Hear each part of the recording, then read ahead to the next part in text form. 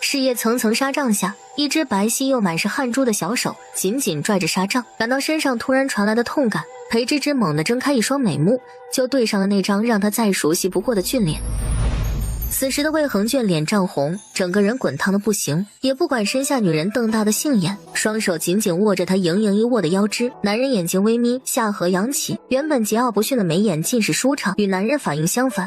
裴芝芝已被吓得胆寒，眉目快速往周围扫视了一圈。她没想到死后自己竟然重生了，还回到了1年前她大胆给二公子魏恒下药那一夜。她顿时感觉天都塌了，回想起上辈子不知死活的自己，爬上魏恒的床，以为靠着自己的美貌可以变凤凰，没想到迎接他的却是炼狱。魏恒痛恨自己羞辱了他，不仅把他当成了工具，在那情事上对他用尽了各种惩罚，夜里伺候他，白天还要干活。那日复一日的折磨让裴芝芝受不了，为了活命，他找到了府里高冷金贵的大少爷魏征，求他救救自己。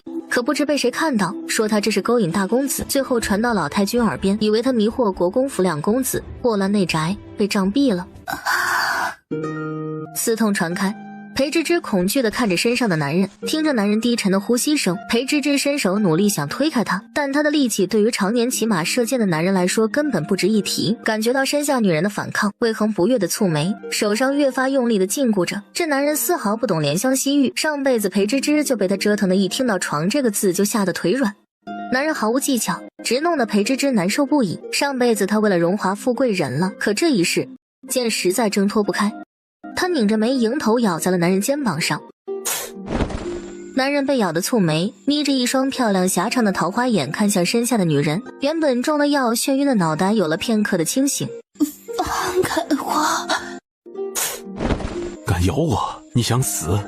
裴芝芝以为自己又要死了，不想男人突然俯下身来，张嘴一口咬在她锁骨上，锁骨上钻心的疼传来，裴芝芝挣扎的越发厉害，直到魏恒松了口，他才看到男人嘴角带着鲜红的血，原本妖异俊美的脸因嘴角上的血更显得妖孽。裴芝芝不知道男人是什么时候停止的，只是当他晕过去再醒来时，看到男人还在继续着，那时天已经翻起了鱼肚白。又过了一会儿，男人又翻身倒在了他身侧，裴芝芝顾不上其他，他知道自己再不赶紧跑，等魏恒醒来，自己将面临同上一世发生的事。他忍着身体的疼痛，起身慌忙下床，小步挪着，轻轻推开门跑了。隔天一早，昨夜累了一晚上，早上还要起床干活，裴芝芝累的手指都抬不起来。好友小茹见他一副疲倦的模样，怎么了？看你一副很累的样子，昨夜去做什么了？是昨夜没有睡好。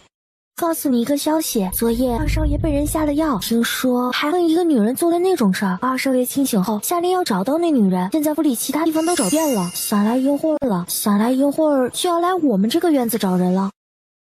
听到这个消息，裴芝芝握着扫把的手紧了紧，贝齿咬着唇瓣，脸色越发的苍白。上辈子那事结束后，他没有逃跑，直到天亮被人掐住了脖子才睁开眼，对上魏恒阴鸷不屑的目光。那天他只记得自己差点被掐死，可后面魏恒还是放过了他，说自己的身子入了他的眼了，叫自己做他的暖床丫头。那时裴芝芝以为自己以后要飞黄腾达了，可后来事情并没有他想象的那般美好。魏恒确实很迷恋自己的身子，每每弄得他下不了床。那丝床上的恐怖之举，现在想起来都让他胆寒。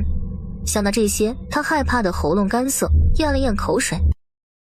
不知道是谁胆子那么大，二少爷都敢招惹，难道不怕死吗？魏恒这人狂傲不羁，目中无人，京都神人不识，整日在京都骑马招摇过市，为人猖狂，眼中容不得半点沙子。以前知道庆安王府小侯爷强抢民女，杀人放火，他直接冲去王府废了小侯爷的腿，差点没把人打死。最后事情闹到皇帝那里，庆安王在大殿上哭得都要撅过去了，可皇帝实在宠爱这个小外甥，只是罚他禁足几个月。而魏恒做这些事并不是因为他善良，是单纯的看不惯有人比他还狂。要问他有什么资本这么嚣张，那当然是他有个尊贵无比的身份。他是国公府2公子，祖父是皇帝的老师，祖母一品诰命夫人，母亲是当朝皇帝异母同胞的姐姐，父亲镇国大将军，兄长护国将军魏征。招惹了这样的人，一般都没什么活路了。正想着，吴管家就带着几个家丁走了进来。都停下手中的活，二少爷找个人。听到声音，大家都停下了手里的活，大家站成了一排。吴管家走下来挨个打量，阿芝，你说昨夜那女人明明都下药和二公子做了内事了，不等着麻雀变凤凰，还跑什么呢？以国公府的实力，哪怕不能成为二公子的正妻，做个妾室也是富贵一辈子的。不明白为什么要跑啊？听着小茹的絮絮叨叨，裴芝芝握紧了手。没错，上辈子自己就是这么想的。可魏恒实在太无耻、太恐怖了。可恨的是，他并没有因此成为了魏恒的妾室，只是个暖床丫头。这样的事情，裴芝芝不想再经历一次。其实好好的活着也挺好，等攒够了钱，就可以买回卖身契，找个可靠的男人，相夫教子，过完一辈子。叫什么名字？裴芝芝。吴管家上下打量着他，仔细回想着二公子的描述，感觉与眼前这个小姑娘有些相似。昨夜可有去过哪儿？没有，一直在屋里睡着。对，昨夜我们是在一个房间睡觉的，我可以作证。二公子昨夜因为药物的影响，忘记了那姑娘的模样。你们要是知道是谁，说出来可有赏钱呢。可若是知道了不说，等找到了人，有你们好受的。他还记得昨夜为了挣开魏恒，还张口咬伤了他。那个睚眦必报、目中无人的少爷，若知道昨夜的人是自己，不敢想自己将要面临他怎样的惩罚。他越想越怕。是我，昨夜的人是我。府上的丫鬟大多数都抱着能被两位公子看上，然后做个侍妾什么的一飞冲天。谁想当一辈子丫鬟？上辈子裴芝芝和如烟掐得最凶，因为两人都长得好看，但要比起来，如烟要逊色于裴芝芝，因此她没少被如烟为难，两人关系也十分的僵硬。小茹见是如烟，瞪大了眼睛。怎么会是如烟这个贱人？你说你是昨夜伺候二公子的人？昨夜是我在二公子屋里值夜的，二公子喝醉了酒，我又鬼迷心窍下了药，求管家饶命，我真的不是故意的。你有什么话，还是去跟二公子说吧。找到人，吴管家带着如烟和家丁离开了。怎么办啊？芝，如烟是昨夜的女人，如果是这样的话，她以后可就是府里的姨娘了。我们之前那么得罪她，她肯定会报复我们的。怎么办啊？我们是府里的丫鬟，哪怕她真的成了姨娘，也是逃不过。与其想这个，不如赶紧把院子打扫干净。一会儿嬷嬷过来检查，没打扫干净，有我们受的。你说，要是昨夜和二公子共度春宵的人是我就好了。裴芝芝摇头笑了笑，经历过上辈子那些事，她现在只想好好活着。到了正午，就在大家吃饭时，吴管家来传消息，如烟已经成为二公子的妾室，大家以后见着都要叫一声姨娘。吴管家走后，大家就开始议论起来。哎，如烟命真好，这么快就飞上枝头变凤凰了，好羡慕啊！嘘，别这么说，人家现在已经是姨娘了，不是我们能议论的。裴芝芝吃饭的动作顿了顿，想起了上辈子发生的事。魏恒身份尊贵，在还没有娶正妻之前，院子里的妾室和暖床丫头是不能有孩子的。他跟了魏恒1年，每次完事后都要喝下大碗避子汤药，那避子汤伤身，喝多了对身体不好，还会因此不会有孕。不管是如烟还是他，都是底层老百姓，哪怕得了魏恒的垂怜，身份也不会有所改变，更别说无法生孩子。等魏恒一娶妻，府里的侍妾一多，那过得还不如丫鬟好，最起码丫鬟还有自由。几个之前和如烟玩得好的姐妹见裴芝芝正发呆，对视一眼，嘲讽了起来。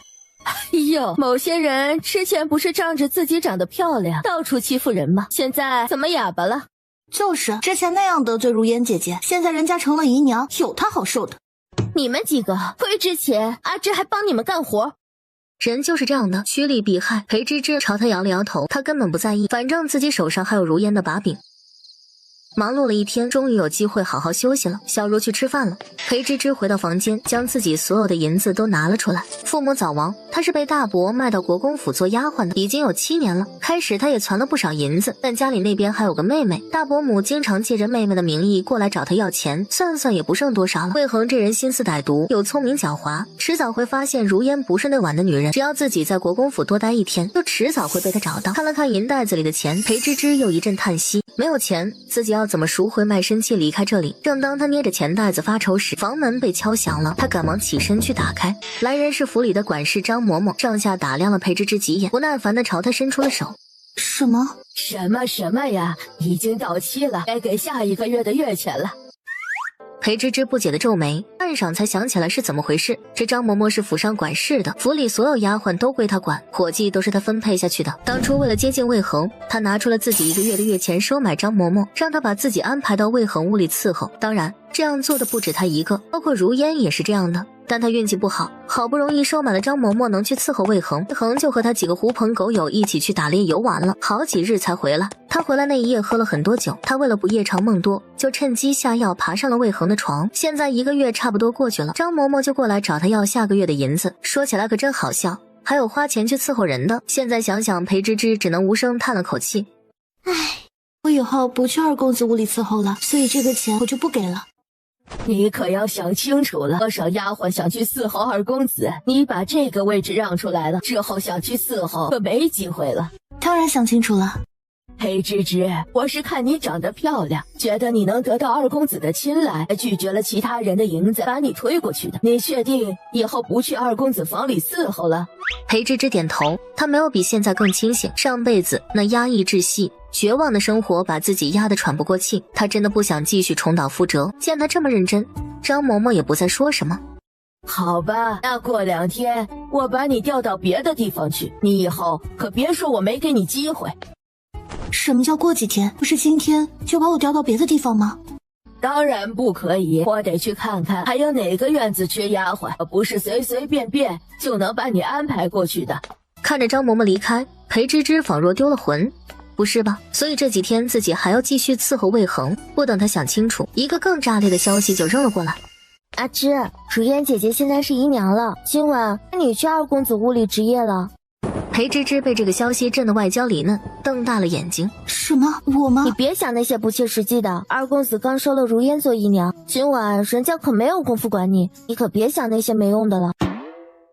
丫鬟说完，见裴芝芝愣在了当场，只以为她高兴傻了，摇了摇头，转身就离开了。见人离开，裴芝芝握紧了手，她怎么把这件事给忘记了？昨夜是如烟值夜，今晚不就是轮到自己了？苍天啊，自己怎么这么倒霉啊！事已至此，裴芝芝只能赶紧回屋关上门，跑去拿了块布，将胸前的丰盈饱满包裹了起来，又随便套了件粗使丫鬟穿的衣服，遮住了她凹凸有致的身材。上辈子她就是仗着自己生了一副好皮囊，不甘心一辈子做个粗使丫鬟，才一心想往上爬的。她伸手摸了摸粉嫩的脸蛋，想到什么，把前面的头发放下来一点，虽然不是完全能遮挡住，但看着确实没之前吸引人了。收拾好一切，裴芝芝就朝二公子院子走去，遇到换班的小翠。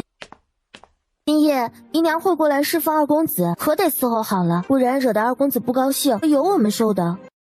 裴芝芝点头，抬脚走进屋里，抬眼就看到了坐在书案前擦剑的魏恒。再一次看到魏恒，裴芝芝心里还是一阵害怕。魏恒从来没有变过，模样还是依旧妖异俊美，眉眼深邃，鼻梁高挺，五官棱角分明，漂亮多情的桃花眼看着人时，眼中都是带着不屑与挑衅。见他没注意到自己，裴芝芝悄悄挪到门口站着，缩着脖子不出声，努力不引起他的注意。上辈子不知他能力强悍，体力惊人，硬生生把他折腾得差点瘫在床上。这男人太恐怖了，这一世自己定要躲远一点。你过来伺候我沐浴。裴芝芝左右看了看，没错，又是在叫我的。不等他反应，魏恒就进了一旁的温泉中，张开双臂等着他过去更衣沐浴。裴芝芝一个机灵，赶忙走过去，抬手替他把一层层衣服脱了下来。魏恒进了温泉中，懒懒靠在边上。裴芝芝拿起帕子，轻轻给他擦拭身子。明明上辈子和魏恒赤裸相对已经无数次了，可看到他光着身子，裴芝芝还是会下意识的脸红。魏恒抿着唇，掀起一双多情的桃花眼，见女人红了脸，他勾唇轻笑，目光戏谑的落在她身上。看到这女人穿的土不拉几，额前头发又显得笨拙可笑，魏恒蹙了蹙眉，眉毛微微上挑。真丑，这么热的天你穿这么厚不热吗？不热，奴婢从小体寒。魏恒一笑，一张嘴又毒又辣，上辈子他早就领教过了。手来到魏恒脖颈上要擦拭时，突然被一把抓着。裴芝芝心口一沉，害怕地看着他。你下去吧，太丑了，看着倒胃口。活了2辈子，第一次被这么骂，裴芝芝偷偷冷哼，不需要伺候也好，省得他提心吊胆的。裴芝芝低着脑袋退到了门口站着。不一会儿，如烟走了过来，看到门口站着的女人，第一眼他差点没认出来。裴芝芝，竟然是你！见过姨娘。你不会以为自己打扮成这样，二公子就会注意到你吧？现在我是府里的姨娘了，而你只是一个小小丫鬟，咱俩的账以后慢慢算。今夜你就好好听听我和二公子是如何的欢爱。扔下这话，如烟扭着腰便走了进去。裴芝芝暗暗瞪了如烟几眼，现在得意，一会儿有他受的。如烟进去后，见魏恒靠在边上闭眼休息，看着男人俊美的面孔，他都要看痴了。魏恒睁开眼，一把将他进了怀里。现在害羞什么？如烟被他说的一愣，反应过来后抬手捶了魏恒一下，看着怀里脸蛋红润漂亮的女人，魏恒嘴角扬起了笑，靠近女人就准备亲下去，可刚一接触如烟，魏恒动作就停了下来。如烟不明所以，抬手在男人身上游走，魏恒不悦的皱眉，捏住如烟的手，目光犀利的落在她脸上。药物的作用，他没有记住昨夜女人的样貌，但身上的味道还是记得清清楚楚的。眼前这女人根本不是昨夜的女人。魏恒捏着如烟的手紧了紧，疼得如烟皱眉。这该死的女人竟然敢欺骗自己，想到事后逃跑的胆子，魏恒勾唇冷笑。那女人以为逃了，自己就放过她了。既然她想玩，自己就陪她玩一玩。见魏恒不继续了，二公子怎么了？魏恒甩开如烟的手，冷着眼看他。如烟不明所以，还想继续靠近魏恒。二公子，是不是我伺候的不好？请你再给我一次机会。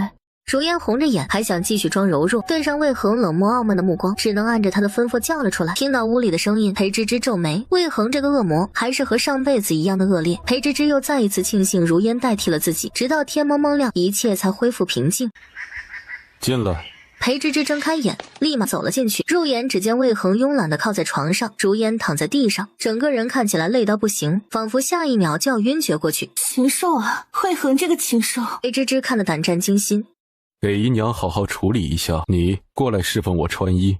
裴芝芝皱了皱眉，不是嫌弃自己丑。如烟被进来的丫鬟扶了下去，屋里顿时只剩下了裴芝芝和魏恒。裴芝芝靠近魏恒，一件件给他穿上。在他靠近的一瞬间，魏恒又闻到了那股隐约透着淡雅的兰香，给他穿好衣服。裴芝芝拿起腰带要给他戴上，却被魏恒捏住了手。他漆黑蚀人的双眸在裴芝芝脸上打量。魏恒舔了舔嘴角，昨夜你在哪？奴婢在屋里睡觉。是吗？裴芝芝不知道自己是怎么走出魏恒屋里的，只觉得男人看自己的眼神异常的恐怖，那深邃漆黑的双眸里好像还看到了一丝丝兴奋。如烟姐姐以后可就是府上的姨娘了，多好的事啊！等着肚子有了动静，可就是高枕无忧了。如烟坐在梳妆台前，她可还记得昨夜魏恒是怎么对自己的。那男人明明一开始还好好的，怎么就突然变了？他竟然叫自己跪在地上叫了一夜，整整一夜都不带停的。他现在嗓子都火辣辣的疼。见他脸色不好，小月轻笑。二公子模样俊朗，就连这等床事都是正常人所比不了的。看姨娘这累的，想来二公子是十分满意的。能服侍二公子也是我的荣幸，各位都是我之前的姐妹，如今我成了姨娘，自然不会忘记大家。大家一听更加的殷勤起来。之前裴芝芝最嚣张了，现在如烟姐姐成了姨娘，要不要去好好教训她？说起裴芝芝，如烟目光冷了下来，昨夜的气没地方出。走，我们去看看她。裴芝芝将自己的银子都拿了出来，摆在桌上算了算，一共就2两银子。她无声叹了口气，来国公府7年了，包吃包住，自己竟然就只攒了2两银子。月钱是按丫鬟等级分的，1等丫鬟的月钱为1两银子，而2等丫鬟月钱为1吊钱，即1000钱，相当于0.83两银子。现在得意自己是1等丫鬟，每个月的月钱刚好有1两银子。国公府里丫鬟要赎回卖身契得要30两银子。30两，这么算下来，我还要在这里待3年，这期间还得大伯母不来找我要钱才能攒下来。我的天哪！怎么了？小茹，你有没有银子？可否借我？好端端，你要银子做什么？还想着收买张嬷嬷，让你继续伺候二公子。话落，只见几个婢子突然走了进来，裴芝芝和小茹被吓得一惊。只见如烟穿的花枝招展，头上戴着步摇。你们好大的胆子，见了姨娘还不行礼？见过姨娘。方才我听说谁想去二公子屋里伺候，勾引二公子来着。姨娘，方才是我口无遮拦瞎说的，姨娘莫要放在心上。还真是裴芝芝的狗，这么护着他。这大院里谁不知道裴芝芝这个贱人是一心想勾引二公子的，就他也配？你主子都还没开口，你多什么嘴？哟，一个低贱的丫鬟也敢教训起我的人了。姨娘，这2个丫头敢这么和你说话，要不要好好教训？我昨晚伺候了二公子一夜，甚是疲惫，他们2人就交给你处理了。是，将这2个贱婢按住，我要替姨娘好好教训他们。几个婢女用力按住了裴芝芝和小茹，被按着跪在地上。如烟，这是你我的仇，你别牵连小茹。不要脸的贱婢，敢这么和姨娘说话，信不信我拔了你的舌头？求姨娘饶了我们，方才的话真的只是瞎说的，我们真的没有勾引二公子，求姨娘饶命啊！你没有勾引二公子的心，可裴芝芝有啊。昨夜还穿得那样丑陋，不是故意吸引公子的注意是什么？说着走到裴芝芝跟前，捏住他的下巴，看着裴芝芝美艳精致的脸蛋，如烟极度的发疯。当初他就是最瞧不起裴芝芝这一副狐妹子样，一个眼神，一个动作就勾得后院那些男人迷了眼。留这样一个女人在前院，要是哪一天二公子注意到了，那自己做的一切不都白费了？不如现在我就把你的脸毁了，只要你的脸毁了，我就饶了你们2个人，怎么样？裴芝芝心下一沉，看着小月得意的拿来了刀，如烟接过刀，眼中露出了兴奋的光芒。你说我要是在你脸上画一只乌龟呢，还是一朵花呢？这白嫩漂亮的小脸儿毁了，确实让人可惜。不要啊，姨娘，你不可以！哼，姨娘做事，什么时候轮到你说话了？裴芝芝咬牙，抬眼看向如烟，用只有2人能听到的声音：“你说什么？”姨娘确定要让我在这么多人面前说出来吗？你们都出去！小月不明所以，想说什么，见如烟脸色难看，便带着人都出去了。屋里顿时只剩下如烟和裴芝芝。裴芝芝站起身，上下打量着如烟。你根本就不是昨夜那女人，你信不信我随便叫一声，就有人去告诉二公子？相信你也知道，二公子眼里容不得半点沙子，他要是知道你欺骗了他，定会把你剥皮抽筋了。你凭什么说我不是那晚的女人？有证据吗？哼，那夜我干活回去，正好听到你哭着从二公子的听雨阁跑出来，我想应该是你趁着公子喝醉了，想勾引他，却被他赶了出去吧。不可能，那夜已经那么晚了，你怎么可能会出现在那里？那一夜，裴芝芝知道魏恒回来了，而且还醉醺醺的，便起了勾引的念头。正巧知道了那一夜是如烟值夜，他在外面蹲了老半天，到了半夜，正当他要失望而归时，就看到了哭着跑出去的如烟，他这才趁机悄悄走了进去，假装值夜的丫鬟给了魏恒一杯下了药的醒酒汤。反正我就是看到了，你欺骗了二公子，你就等着他撕了你吧。你以为我会怕？信不信我现在就叫外面的人杀了你？国公府的丫鬟都是有官级的，每日都有嬷嬷来查。你觉得你杀了我不会惊动老太君？再者，我现在立马大喊一声，把你的秘密抖出来，或者来个鱼死网破，跑到院子里大喊，我相信都会传到二公子耳朵里。你想怎么样？我不想怎么样，只要你放过我和小茹，以后别来找我们麻烦，我定然会把秘密咽在肚子里。要是我从谁的嘴里听到这事，我定叫你死无葬身之地。看着如烟带着丫鬟们离开，你说了什么？竟然能让他把我们放了？没说什么，就是拿出老太君吓唬他几句，没想到他那么胆小，就这么放过了我们。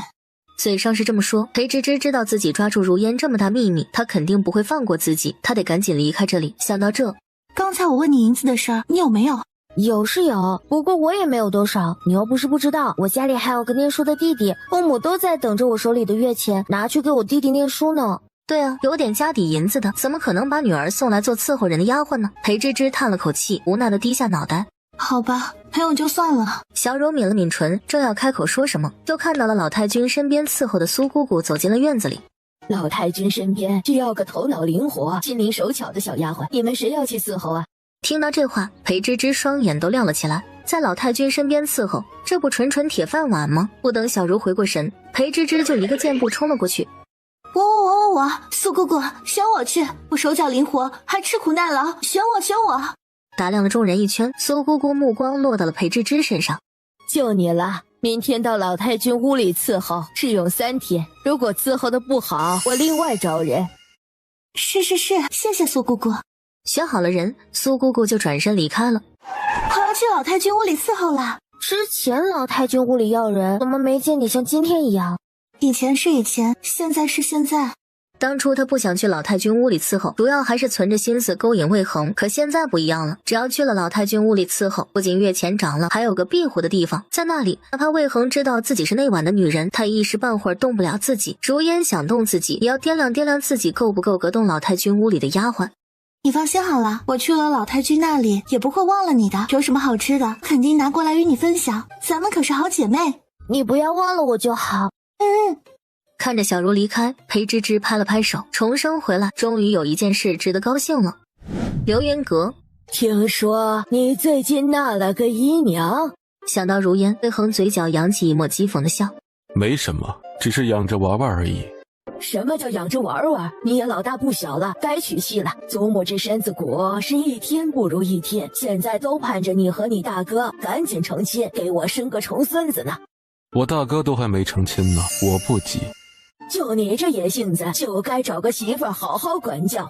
祖母难道不知道孙儿我就是这样一个混不吝的，娶谁回来也没用。老太君知道这个小孙子就是被自己宠坏了，从小打人惹事闯祸，就是不沾女人。昨天听到他收了个丫鬟，老太君还高兴呢，今天见他这样，无奈的摇了摇头。听说六公主仰慕你已久，你要不要与她相看一下？六公主深受圣上宠爱，是最受宠的公主，与你最是相配。魏恒拿起桌上的苹果玩了起来，头也不抬。不要，太没趣。那在你的眼里，什么才叫有趣？魏恒捏着手里的苹果，张嘴狠狠咬了一口，脑海里浮现出那一夜女人惊恐倔强的目光，嘴角扬起一抹戏谑的笑。是夜，魏恒回到听雨阁，瞧了瞧屋里站着的丫鬟。昨夜伺候的丫鬟呢？回二公子，阿芝姐姐好像被派去老太君屋里伺候了。什么时候的事？今天早上，流云阁派人去选丫鬟，选中了阿芝姐姐。既然如此，那便算了。这时，如烟走了进来，从身后抱着了魏恒。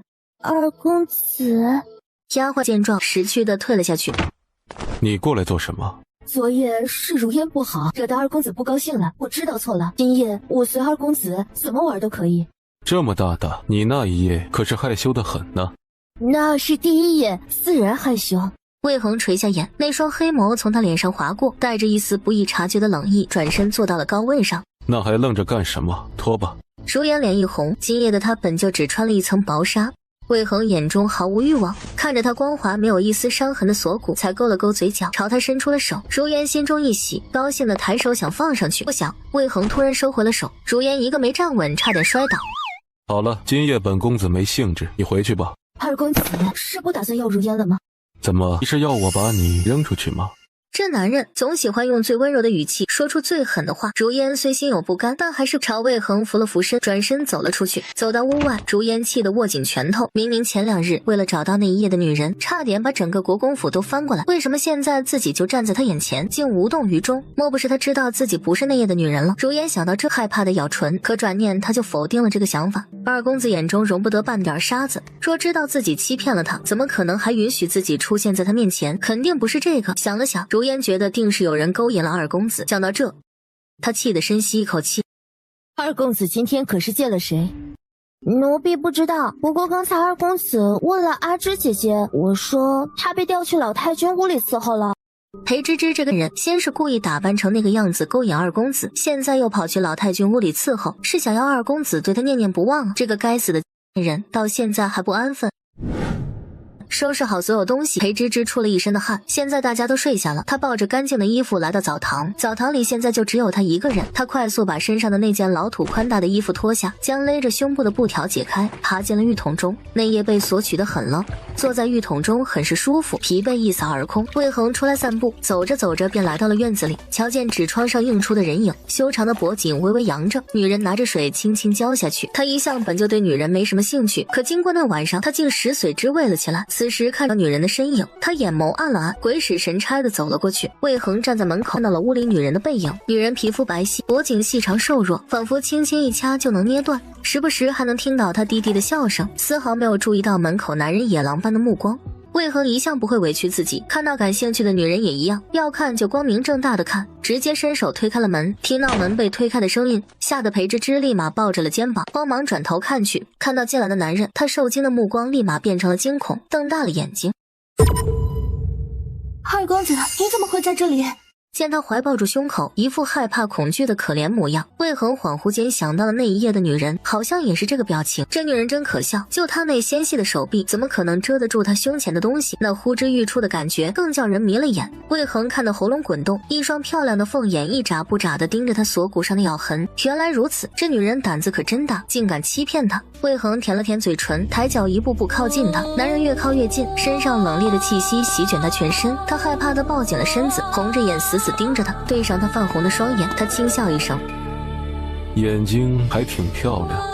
裴芝芝眨了眨眼睛，缓缓低下脑袋，看着她现在的模样，魏恒十分满意。他一向喜欢漂亮的东西，这女人的脸虽然被厚重的头发遮挡住了，但看起来挺漂亮的。裴芝芝不知道她想干什么，哪怕现在身体泡在热水里也抖个不停。魏恒伸手捏住她的下巴，抬了起来。裴芝芝只觉得眼前突然一暗，紧咬的嘴唇就被男人吻住了。她吓得抬手想推开男人，却被他捏住手，紧紧抓着。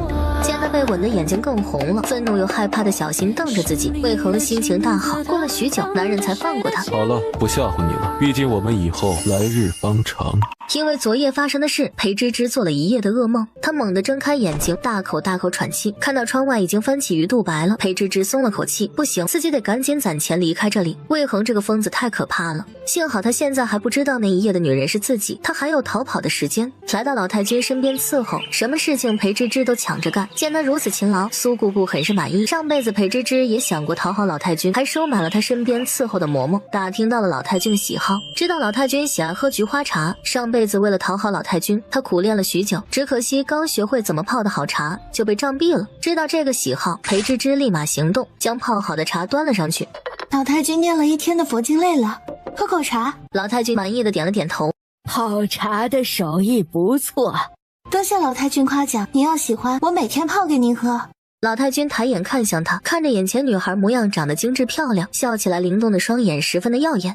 怎么会想着来老太婆我这里伺候？我整日烧香拜佛，生活枯燥得很。以你的长相，在前院里恐怕还可以得到二位公子的垂青。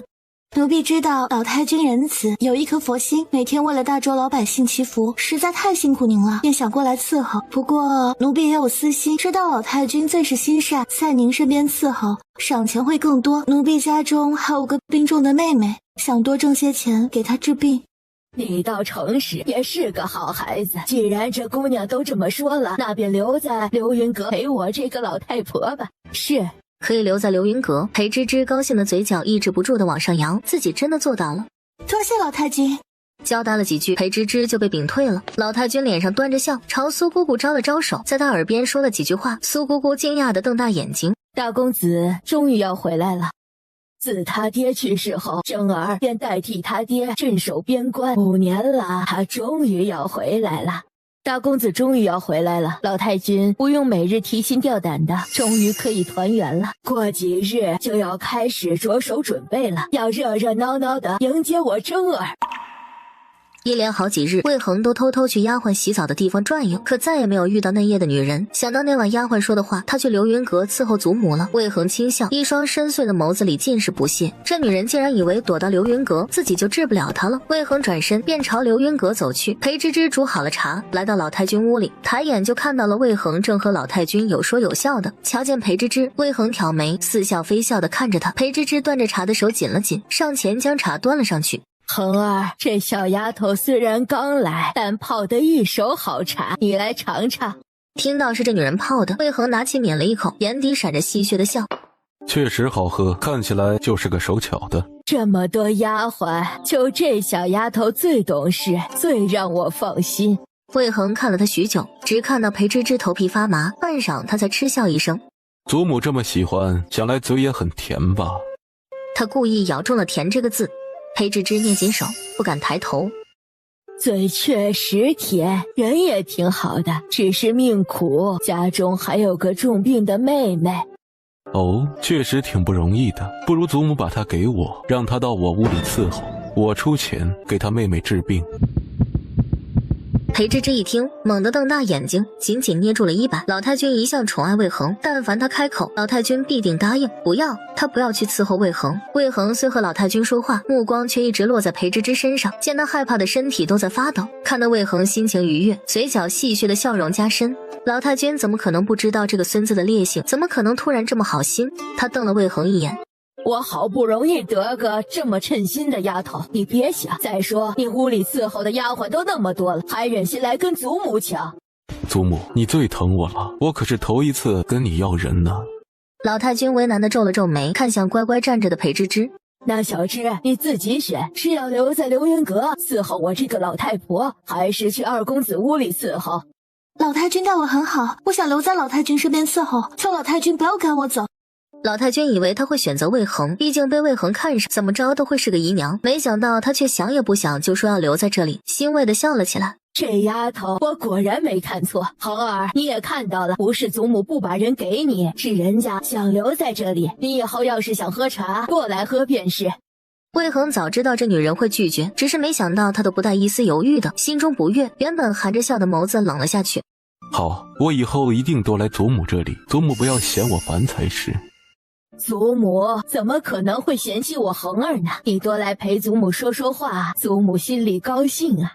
之后，魏恒起身离开。经过裴芝芝时，他顿了顿，脸上笼着一层阴云，嘴角挂着嘲讽的笑。你以为待在这里，我就对你没办法了？在流云阁的日子挺清闲，老太君不喜欢太多人，屋里伺候的就裴芝芝、苏姑姑，还有一个叫平儿的小丫鬟。平儿是个哑巴，是10年前老太君在路边捡回来的，干活很利索。只是除了老太君，她好像都不喜欢对谁笑。老太君最近嘴馋，想吃芳菲苑的桂花糕，平儿带你去买，以后买东西的事儿就交给你了。是。重生回来已经差不多有半个月了，裴芝芝挺满足的。当然，只要魏恒不经常来流云阁吓唬自己，他会更开心。来到一个叫芳菲苑的铺子，平儿伸手指了指。裴芝芝转头看去，人很多，已经把队都排到门口了。那点心铺子的生意好好。闻着从铺子里传出的香味，他勾起了嘴角。等以后离开了国公府，自己也要开一家这样的点心铺子，养活自己和妹妹。芳菲苑的生意很好，裴芝芝买到老太君要吃的桂花糕。平儿，是这个吗？平儿点头。裴芝芝她偷偷拿着2块桂花糕，闻着香，就想买2块来尝尝。我用的我自己的钱，你也尝尝。平儿摇了摇头，可香可甜了，你尝尝吧。平儿伺候老太君这么长时间，老太君又那么疼她，自己可得努力和她搞好关系了。平儿见拒绝不了，只能接了过去。裴芝芝拿起自己那块，张嘴咬了一口，好好吃。买好东西，两人有说有笑的往回走。来到国公府大门，远远的裴芝芝就瞧见了一抹熟悉的人影。阿芝啊，我终于见到你了。你妹妹的病加重了，你赶紧拿钱给我去给你妹妹治病，如果迟了，恐怕你妹妹就一命呜呼了。眼前的妇人是裴芝芝的大伯母林招娣，这女人可不是个好相处的。小时候自己在她手上挨了多少毒打，回想起上辈子，她每一次都是拿妹妹病重的事儿来找自己要钱，只是她担心妹妹的安危，每次都大把把自己辛辛苦苦赚的钱给了出去。裴芝芝仔细回想起妹妹的事，妹妹从小身子弱，但一般都是小风寒之类的，自己每个月给的那些钱，别说把她风寒治好了，哪怕小心伺候着，顿顿吃肉都可以。可林招娣每次来都是说妹妹这病了内伤了，仔细想来应该都是欺骗自己的。不行，过几天她必须回去看看。想到这些，芝芝拿出来50文钱。大伯母，我前几日才给了你2两银子，现在拿不出那么多钱，这些钱你先拿回去。林招娣一看手里这点钱还不够自己儿子吃顿肉呢，眼中闪过鄙夷。就这点钱还不够给你妹妹抓2次药呢，不够啊！这林招娣的胃口早被裴芝芝一次次养大了，根本看不上这点钱。裴芝芝压下心里的愤怒。大伯母，你也知道我只是国公府的丫鬟，怎么可能会有那么多钱？给你的这些钱都是我省吃俭用攒下来的，身上真的已经没有了。之前大伯母不是教过你，叫你去勾引国公府的2位少爷吗？以你的样貌，做个姨娘绰绰有余啊。裴芝芝闻言握紧了手，上辈子她就是经常听着林招娣说要自己去勾引府里的少爷，潜移默化的觉得自己就应该做姨娘，才造成了上辈子悲惨的局面。大伯母，我只是府里低贱的丫鬟，不敢高攀2位公子，你以后不要再说了。妹妹的病我会努力挣钱给她治好的。你不做姨娘，你以为就你那3瓜2枣能把你那短命的妹妹治好？你也太高看自己了吧。听他这么说自己妹妹，裴芝芝气红了眼。林招娣意识到自己说错话了，赶忙改口。哎，不是，大伯母的意思是说你妹妹的病难医，不是你几个月的月钱就能医好的。裴芝芝冷着脸，要不是现在还不到翻脸的时候，她早就对林招娣动手了。大伯母放心，你说的我会去做的。你们照顾好我妹妹，以后我定然会好好报答你们。只要裴芝芝成了国公府公子的姨娘，林招娣觉得自己一家就可以耀武扬威了。你知道就好，那大伯母先回去了，回去照顾你妹妹。裴芝芝抿唇笑了笑，看着林招娣离开，她感觉自己要脱离苦海，还要走很长的路啊。一旁的平儿用手示意她出来很长时间了，两人转身进了府里。销魂院，魏恒带着几个狐朋狗友来到了销魂院，点了几个头牌，有魏恒在，朋友几个根本不担心银子的问题，玩得很是放肆。魏恒对这里的女人不感兴趣，每次来都是听听小曲，看看戏。魏恒靠在贵妃椅上慵懒地坐着，耳边听着小曲儿，脑海里不自觉浮现起了那夜女人曼妙的身材。张娜见他来这种地方，但却丝毫没影响他金贵的气质。二爷不来吗？魏恒懒懒掀起眼皮，没搭理张大。这些地方他可以来，但从不碰这里的女人。魏恒一向挑剔，对女人更是挑。第一次跟朋友来，被这里的女人碰了一下，他直接把那女人的手给如烟来了好几次听雨阁，都被拒之门外，被收做姨娘已经有半个月了，到现在都没得到魏恒的宠爱，她都成整个院子的笑话了。好不容易做了姨娘，如烟不甘心啊，抬眼见魏恒走进了院子。二公子，你终于回来了。魏恒一个眼神也没有给他，径直走进了屋里。见他不理会自己，如烟咬唇，抬脚跟进房中，又吃喝玩乐了一天，自去了销魂院。魏恒今日满脑子都是裴芝芝的身影。我不是说过，没有我的允许，不许靠近我的。二公子，我是你的女人，伺候你是天经地义的，你就让我好好伺候你吧，我保证你一定会喜欢的。识相点自己，出去，少在我面前碍眼。二公子，你那也明明不是这样的，你那是对我明明……那你是内文的女人吗？如烟脸色一白，对上男人冰冷不屑的目光，她张了张嘴，想说自己是，可魏恒的目光太可怕了，犀利的仿佛能穿透自己的灵魂。魏恒懒得看他，冷冷收回目光。你该庆幸自己还有用。留着如烟，最起码还能让那女人高兴几天。等她以为自己安全时，自己再狠狠地冲过去，狠狠咬住她。想来到时，那女人的表情一定很精彩。想到这，魏恒舔了舔嘴角，已经开始有点想念那女人了。如烟还想说什么，见魏恒转身又走出了院子，她气得握紧拳头。明明自己就站在这，为什么魏恒就是不愿意碰自己？二公子这是要去哪儿？应该是去老太君那里。二公子最近经常去流云阁。如烟皱眉，流云阁不是裴芝芝待的地方，原来魏恒是被裴芝芝勾引了，难怪一直不碰自己。如烟脸色十分难看，裴芝芝拿着买回的桂花糕朝老太君屋里走去，还没进屋就听到了里面传来的笑声。他抬脚走了进去，抬眼看到坐在老太君身边的魏恒，他吓得脸色一白，成功见到裴芝芝脸上慌乱害怕的神情。魏恒勾唇轻笑，这是祖母爱吃的桂花糕。老太君点头，拿起一块桂花糕吃了起来。就是这个味儿，和你祖父在时一个味道。魏恒挑眉，似笑非笑地看着裴芝芝，拿起一块吃了起来。之前叫你吃一口，你死活不吃，怎么现在愿意吃了？祖母喜欢，我自然想尝尝什么味道了。见他一个劲地盯着裴芝芝，喜欢就多吃几块。实在受不了魏恒灼热的目光，裴芝芝朝老太君扶了扶身。老太君，奴婢先下去干活了。下去吧，你在这儿，某个人的眼珠子都要瞪出来了。裴芝芝转身落荒而逃，魏恒目光一直跟着，直到他消失在门口。人家姑娘不喜欢你，你别去招惹人家。祖母我好不容易得了这么喜欢的姑娘，可不能被你吓跑了。跑了，抓到关起来便是。你呀，难怪这么大了还没成亲，哪家的小姐看得上你？祖母，我先回去了。二公子最近来流云阁勤快了很多。见他头也不回的离开，他就是这样的个性，太任意妄为了，我管不住他。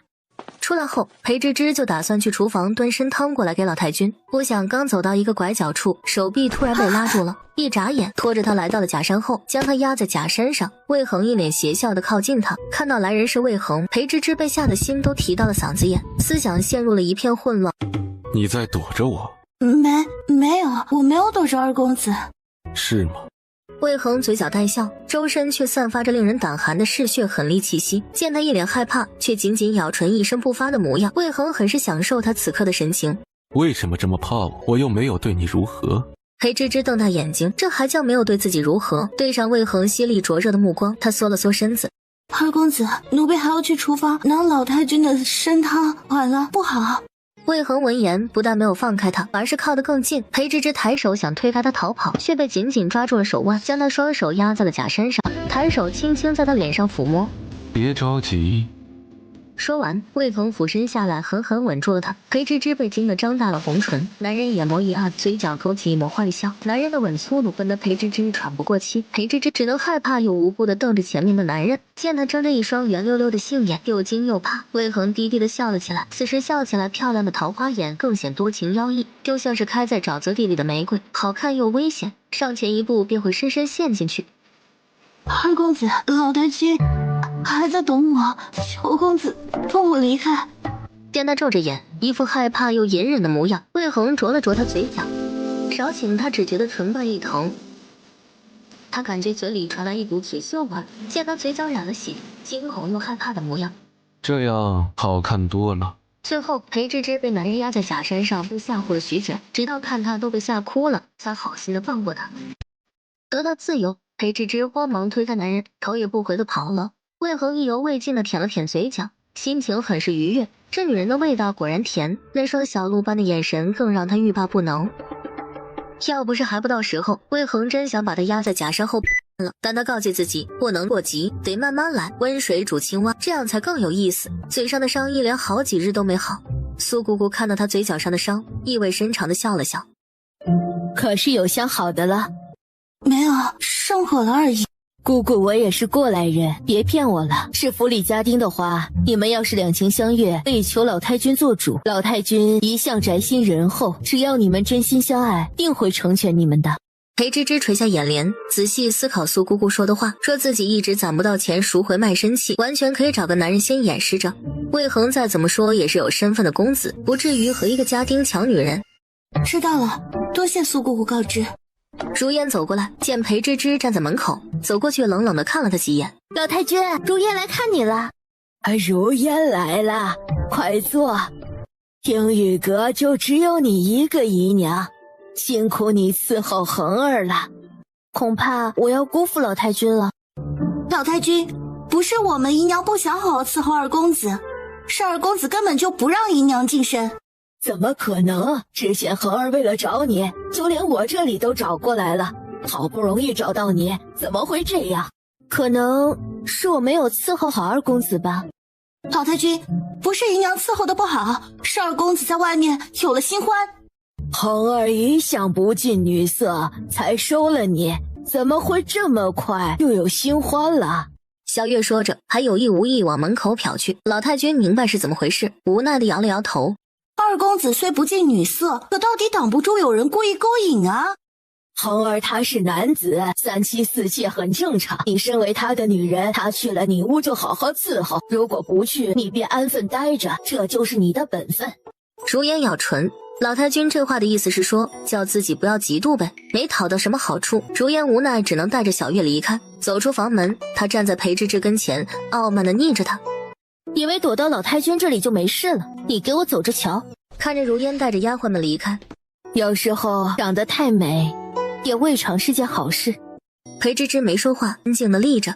也许上辈子她会很在乎自己的脸，很庆幸自己长得漂亮，可重生一次，她倒是希望自己能长得普通点。魏恒那样子，想来是对自己这副皮囊感兴趣了。大公子过2天就要到都城了，你们从今天开始好好准备着，我们要大大方方地迎接征儿回来。听到这，裴芝芝脑海里下意识地浮现出了那金贵孤冷的男人，心口忍不住跳动了起来。知道大公子要回来，府里上上下下开始打扫。魏恒回来，听到大哥要回来，终于要回来了。大公子明天要到都城了，二公子要不要去城门口迎接？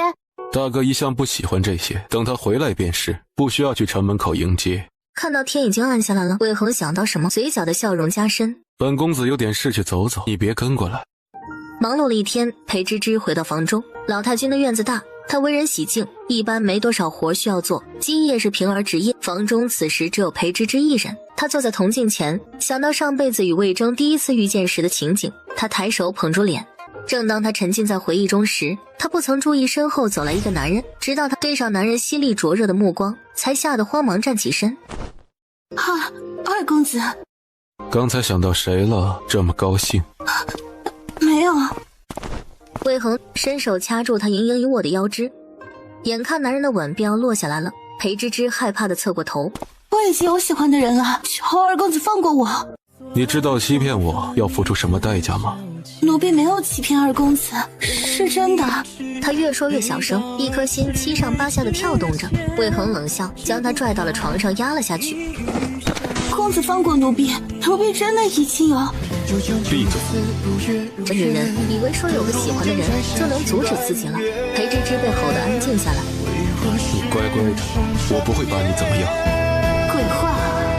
裴芝芝不相信，但也不敢继续挣扎。记得上辈子自己被魏恒索取的狠了，每每那时，裴芝芝就怕得腿软。魏恒垂眼看着她，伸出手轻轻抚摸她的脸，将她额前的头发拿开，露出她光滑的额头。他眼中闪过一抹惊艳，嘴角的笑容加深，看了看，魏恒俯身在他额头上落下一吻。这是第一次这男人这么温柔对待自己。裴芝芝一时不知道他想干什么，正疑惑时，只见男人伸出手就要解他衣服。裴芝芝慌乱的摇头，他不要。魏恒这个恶魔，魏恒放开手，俯身在他脖颈处慢慢亲吻。裴芝芝瞪大眼睛，这男人还是一如既往的可恶。感觉到男人要做什么，他不想被魏恒碰，更不想和他有任何关系。就在魏恒享受的看着他站立害怕时，房门被敲响了。听到门外的声音，身上的男人停下了动作。裴芝芝趁机把他用力推开，抬脚便走过去，看到门口的平儿，他感激的差点哭了。平儿朝他做了手势，裴芝芝点头。老太君在找我。平儿点了点头，裴芝芝如获新生，我现在就过去。看着漆黑的屋里，裴芝芝不敢耽误，转身就和平儿离开了。听着裴芝芝离开的脚步声，魏恒看了看自己身下的，他嗤笑一声，算他走运，这次就先放过他。走出好远，平儿朝他摇了摇头，又指了指他们睡觉的房间。你的意思是说，老太君没有找我，你是看到了？后面的话他不知道该怎么说。平儿点头，皱着眼睛看眼前漂亮的姑娘，他抬手又做了手势，告诉她一时半会先不要过去。裴芝芝点头，平儿，谢谢你。如果没有他，裴芝芝不敢相信自己会发生什么事。在裴芝芝看来，她不明白为什么魏恒还要抓着自己不放。隔天一早，今日城门口围满了看热闹的百姓。大家知道镇守边关，以一己之力镇压边关叛军的护国大将军魏征回来了，纷纷跑来城门口围观。不一会儿，士兵正中央，一个大约22岁、模样帅气、五官冷硬的男人骑着马朝城中走过来。人群中有不少姑娘都在等着他走过来，看到男人的模样，不免纷纷看吃了眼。魏征冷着眼，脸上面无表情，一路骑马来到了皇宫门口。等在门口的大臣见他过来，赶忙走过去迎接。下官见过大将军。离开了5年，京都的变化还挺大。一别5年，很多事情自然都不一样了。皇上在宫里等着大将军，大将军请。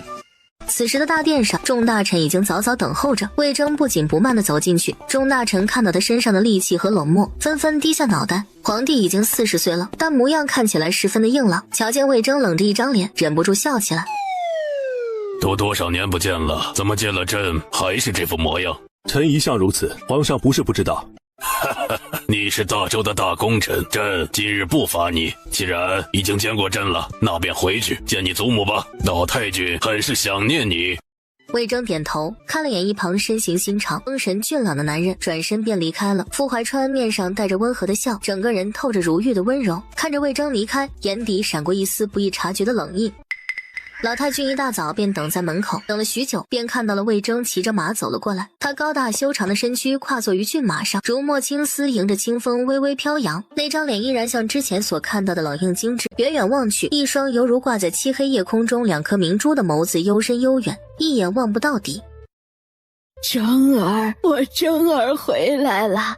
魏征从马背上跳了下去。祖母，孙儿回来了。回来就好，你回来就好。我的征儿，祖母这些年来很是记挂着你。听说你之前一个人闯进了叛军营中，你要吓死祖母啊！魏征脸上难得露出了笑。祖母不用担心，孙儿没事，孙儿心里想着祖母，不会有事的。裴芝芝看着魏征嘴角扬起了笑，一时有些看吃了。魏征本就长得端正帅气，剑眉星目，此时嘴角带着笑，让他冷硬的脸颊带上了一抹柔意。上辈子裴芝芝就不曾见过这男人笑，没想到今日却看到了。魏恒站在一旁，高高仰着脑袋，看着魏征收回目光时，他仔细看了过去，只见裴芝芝正眉眼带笑地看着魏征，久久没有收回目光。魏恒眯起眼睛，神情一瞬间布满冷意。魏征回来，老太君高兴得不得了，皇帝赏赐的珍珠玛瑙更是多得数不胜数。边关百姓安宁，只要没有叛军作乱，魏征都不用再去边关了。魏征年纪轻轻就是护国大将军，多少人看红了眼。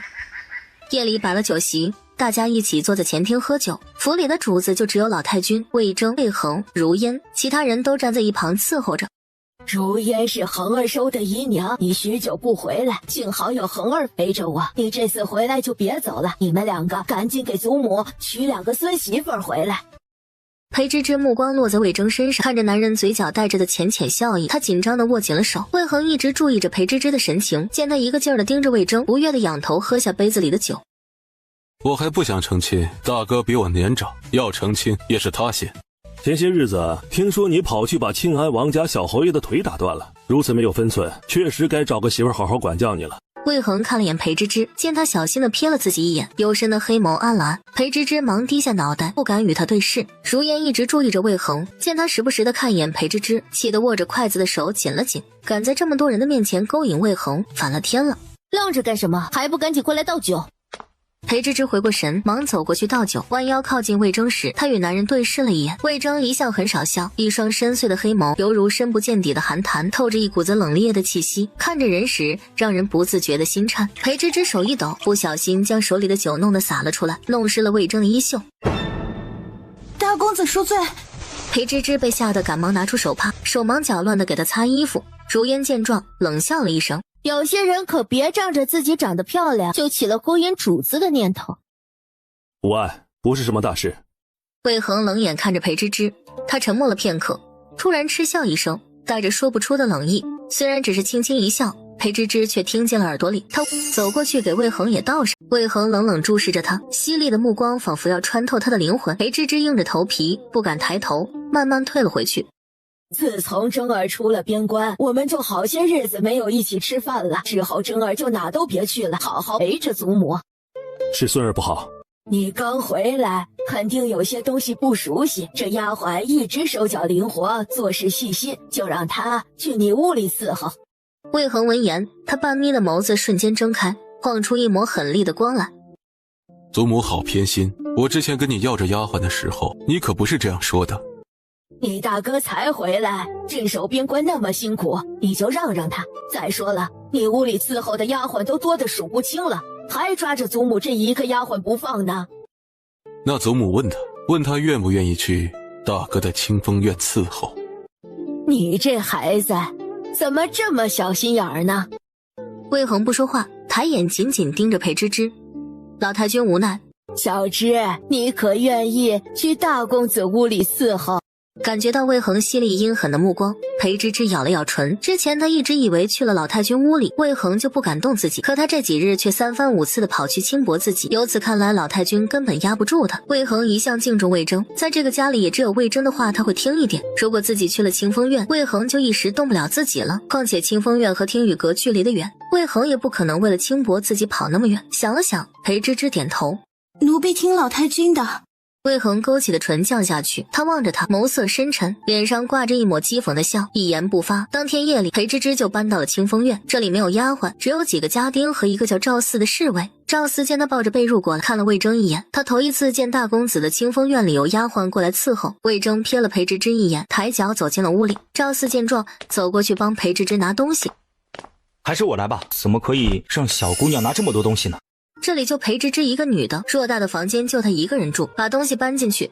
大公子不喜欢别人随便进他书房，你要做什么一定要得到他的允许才进去，不然他生气起来可是会杀人的。知道了，谢谢赵大哥。见他睁着一双圆溜溜的杏眼看着自己，声音软软糯糯，赵四哈哈大笑了起来。你叫我什么？再叫一遍。赵四长得5大3粗，脸颊轮廓英朗，声音大声大气的，一身正气。裴芝芝笑意盈盈的看着他，重新说了一遍：多谢赵大哥。那你今夜好好休息，明天开始记得好好照顾大公子。赵四走后，裴芝芝就动手开始将自己的东西整理好。房间很大，什么都有，不像个丫鬟的房间，颇有种小姐的闺房。收拾好，裴芝芝看向对面亮着的屋子，是魏征的房间，不知道他现在在干什么。魏恒回来后，气得一把将桌子的东西都扫到了地上。几天不收拾他，当真胆子变大了，竟然当着自己的面答应去大哥身边伺候，像麻雀变凤凰，就他也配。如烟跟着过来，见他气得摔了屋里的东西，他捏紧了手。魏恒这人一向脸上都端着笑，哪怕生气，脸上也会挂着冷笑。如烟第一次见他气成这样，脸上一片冰冷。